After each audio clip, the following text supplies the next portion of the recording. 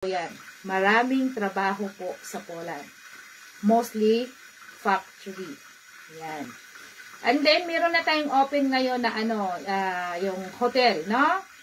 Hotel housekeeping and waiter and waitresses and cook, no? Yung mga chief cook dyan. Yan, yan ang mga open natin bago. Tomato farm, ayan, malapit na mawawala yung winter. Ayan, mag-okay na yung farm. At saka yung factory ng e-bike, ayan, nag-open na rin sila.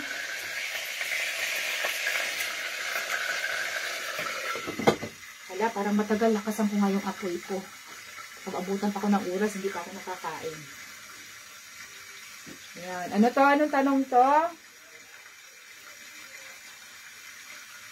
Pwede ba kahit walang experience na factory? Yes, basta nasa abroad ka. No? Pag sa Pilipinas, wag muna, tambay muna, no? Ano ba itong buhok ko? Halata naman talagang walang supply. Yes, pwede. Kahit walang experience na factory, tapos nasa abroad ka mag-process, pwede.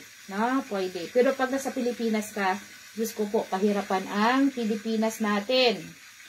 Okay? Franqua 8, ayan. Kahit sang bansa kayo ha, kahit sang bansa kayo, same process lang. Kung papunta ng Poland. Kasi 2 gives, hindi ko alam kung iikwintahin nyo, no? Yung 2,600 USD. Ayan.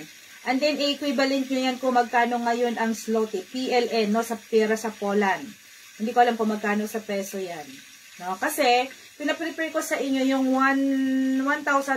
Yun ang first gift. No? Yun ang first na ibibigay nyo for process para sa inyong WP. No? Which is the working permit. Then, after na lumabas yung working permit, no, for visa appearance, ready for visa appearance na, yun na yung second gift. Yung 1,300 pa rin, no, 1,300. Magkano ba dollar na yun? Hindi ko na alam kung magkano USD ngayon, ha. Kasi ang alam ko dito, euro, eh. Ayan. Basta konti lang, hindi ganong malaki. Kasi kung sa Hong Kong, yung 2,600, nasa 20 plus lang yun, eh. Hong Kong dollar. Maliit lang. Maliit lang yun. Kasi kumpara sa iba, umabot ng 30, 35, 40, 40 Hong Kong dollar. Mura lang yun. Pero sa pera nyo dyan, kung nasaan kayo, hindi ko alam. I-google nyo, no? Equivalent kung magkano yung, balaga, 2,600. And then, i-ano nyo sa pera nyo kung nasaan kayo dyan. Or sa Philippines, kung magkano palitan. Yun lang. At saka yun lang yung ano yan ha, ano yan ha, ang ano talaga yan, ang final talaga, pinaredy ko lang talaga kayo yan, ang final yan yung makausap nyo ang agency. Kasi siya nang magsasabi kung magkano talaga yung exact amount. Pero kunting ano lang yan, diferensya. No? Kasi depende yun sa dollar. Kasi ang rate natin yun pa ganun-ganon. So nagdidepende yun po sa dollar.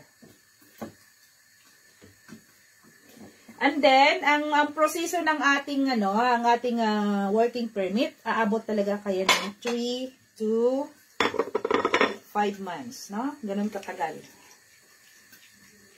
Yung iba, mas early, no? Yung iba. Sa Pilipinas, naglabasan na yata yung mga working permit, eh. Kaso yung Pilipinas kasi, aray ko, luto na yata ito. Hindi naman sila kumakain ng hilaw. Para luto na yata ito. Hindi ko alam. Hoy, nakalimutan ko pang lagyan ng paminta. Oh my God. Dito ko na lang lagyan. Niluto na siya.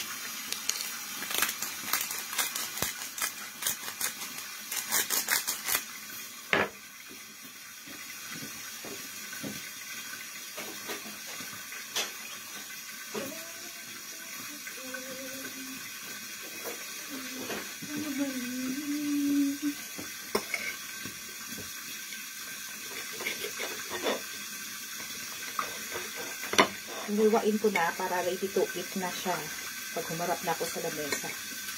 Hindi ko na maghiwa-hiwa.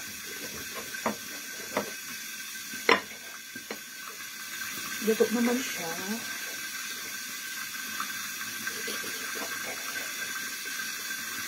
Kailangan natin kumain ng minsan ng meat. No? Hindi lang Hindi naman lagi. Minsan lang yun.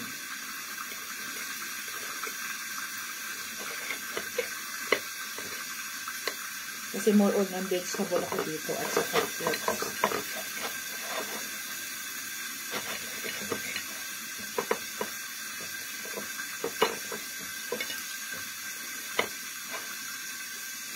Para malakas ang apoy. Dahan-dahan lang. Si RG de la Cruz. Ma'am, thank you so much. Dito na po ako sa Hong Kong. May sa amo ko po. Good luck. Ano? Welcome. Oy, mabuti naman. Praise God. No? Nakaka-amaze talaga, nakakatuwa yung mga kumbaga, nagbibigay ng mga compliments sa mga nandyan na sa Hong Kong, no? So, thank you sa inyong tiwala. Basta nandyan yan si Magenta at saka si Ligaya ng aking mga right and left hand, no? Mga trusted person natin, ating mga partners sa buhay habang sa inyong admin dito sa Paris ay busy. Ayan. Ano ba pangalan mo? Kailan nakaalis? Hindi ko nakilala. Talaga, hindi ko naman talaga kayo kilala, no? Hoping magtatagal ka dyan. Like me, ha? Almost 10 years ako dyan sa Hong Kong. Yan. Mula sa aking mga among mabait. Yun. Alam niyo yung mga amo ko, super bait.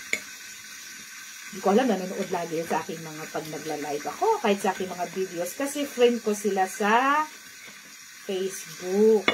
Yung amo ko dyan sa Hong Kong. Siguro sabi nila, ito palang si Joy, ito palang pinagagawa niya sa dito habang nasa akin. Ito palang pinagagawa nito, kaya pala laging nasa kwarto. Ako lagi ako nasa kwarto. Kasi noon, wala pa akong mga, wala pa akong mga partner. Nag-iisa akong mag-entertain sa akin, mga libo-libong mga aplikante. Diyos míos. O, diba? Pati sila si Magenta ngayon. Watch up po kayo, hindi ko pa mabubuksan eh. Yung iba, ang daming nagpipili. Kaya swertihan lang talaga. Kaya meron kami mga magic finger. Kung sino yung una talagang mabubuksan namin. Ayun. Pero huwag kayo mag-focus ha. Dahil hindi naman kami agency. Hindi kayo mag-apply din sa iba. Kung saan kayo nagkaroon ng employer, balik na lang kayo. Sabihin nyo nagkaroon kayo ng employer. Masaya din kami doon. No? Ang sa amin lang makakatulong sa inyo paano mag-apply, paano mabigyan kayo ng mga idea or information, lalo na sa inyong mga application form, sa inyong video, photo, at sa inyong resume kung anong ilalagay doon. No? Mga simple lang. Alam mo yung mga ginagawa ko niyan, walang nagtuturo sa akin yan. It's my personal idea. Kahit na humingi ako ng mga videos, hanggang sa ganun na marami na sa Facebook. O, diba? Nakakatuwa. At least nakakatulong tayo sa ating mga kapwa Pilipino na naghahangad din na makapag-abroad.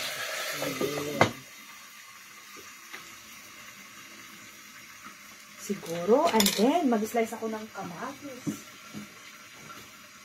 Para naman may partner ang aking, sabi ko, ang aking pork chop.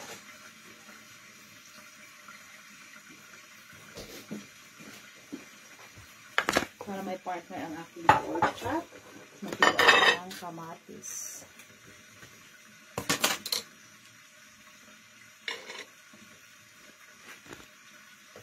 Alam niyo kabayan, ang hili ko sa kamatis. Kamatis, sibuyas.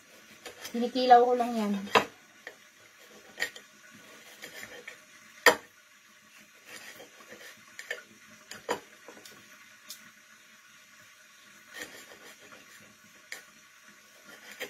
Lagyan mo lang ng suka, okay na.